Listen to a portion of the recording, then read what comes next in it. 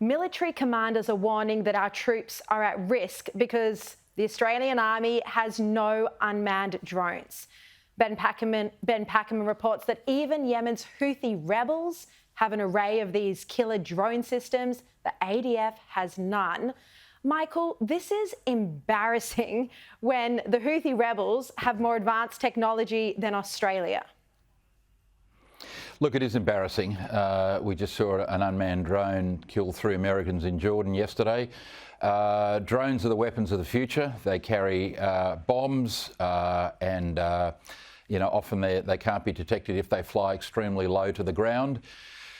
So what we've got is a brilliant army who distinguished themselves in Iraq and Afghanistan, our soldiers. But in terms of the nuffs that sit in Army headquarters in Canberra, we've got a lot of tanks, which we haven't used in battle. I think I heard Greg Sheridan say since the Vietnam War, which was, I think, a while ago, the Vietnam War. We have some surveillance drones, but we have no drones that have missiles, bombs or any weaponry. And this is not serious. I mean, we couldn't send a ship to the Middle East to support the Americans and the British against the Houthis. Such an embarrassment. I mean, well, it's an embarrassment, Shari. I mean, look, we're becoming a laughing stock. And just think of those Australian men and women, right, who've gone into battle and their families in Iraq, Afghanistan and other peacekeeping places, but particularly in Iraq and Afghanistan, where Australian lives were lost and their families are sort of obviously still grieving.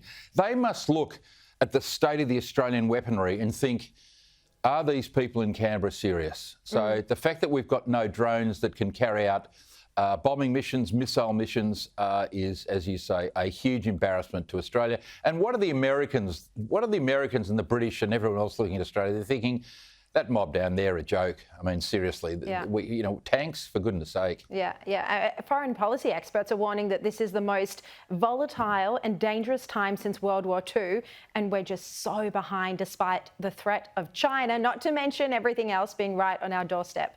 Now, let's go to some breaking news this evening. A senior advisor to the Prime Minister has been moved out of the PM's office after he attended a Nikki Haley rally.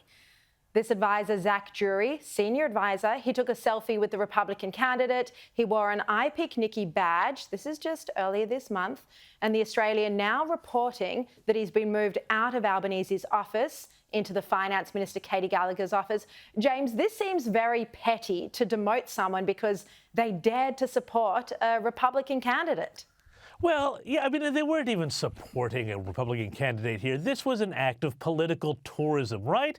Okay? They're young guys. This guy was a young guy, interested, fascinated with politics. He's in America. There's a Nikki Haley rally going on. Of course he's going to go. And of course he's going to, get involved with it and just, have a bit of fun with it. It's not like he's out there campaigning for the Republican. And that's also, even to say that Nikki Haley is hardly the most sort of right-wing, candidate out there for the Republicans, not by a long shot. So this just seems, as you say, incredibly petty. This was a bit of political tourism by a young person. And you know what? I'm sorry.